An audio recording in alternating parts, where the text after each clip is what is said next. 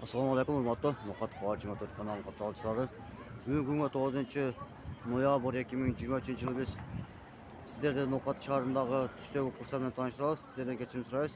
Biroz yumushlar bilan savol ko'rsatilib olgan. Tushdagi qanday qoldi ekan, rubellar tushib ketdi hurmatli. Banklardan ma'lumot olib beramiz. Bizdan olsanglar like boshqa kommentariy yozib qo'yinglar. Negativ yozinglar hurmatli. Ketdi banka. Hurmatli biz kompaniya banka keldik. Kompaniya banka 87 dollar, 92 euro. Bir 48 ekan qarangizlar. Hurmatli 1000 rubl shunda 1480 pul rubl tushib ketdi hurmatli. Endi boshqa bankka boramiz, boshqa bankda qanday ekan ko'ramiz. Hurmatli kasbiy bankka keldik. Kasbiy bankda 87 dollar, 90 euro. Bu yerda da 148 ekan rubl qarangizlar hurmatli. Qozoq tengasi 0.30 deyin ekan. 0.130 deyin ekan.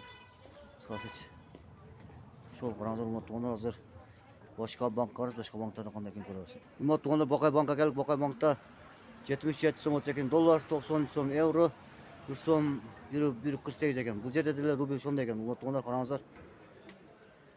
Hurmatli biz hozir Finka bankka keldik. Finka bankda 87 dollar, 92 euro. Bu yerda da rubl shunday ekan qarangizlar. 1.48 ekan. Yeni nima ko'ramiz? Ki Ekoslan banka orası ketdik onda.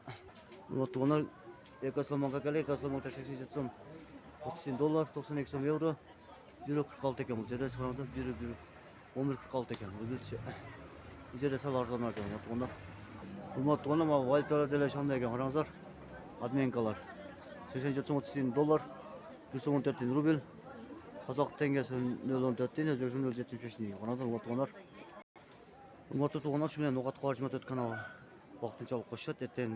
Ertaga juma kuni ko'rishamiz. Omon bo'linglar, tinch bo'linglar. Like bosib, kommentariy yozib qo'yinglar. Hurmatli tuğanlar,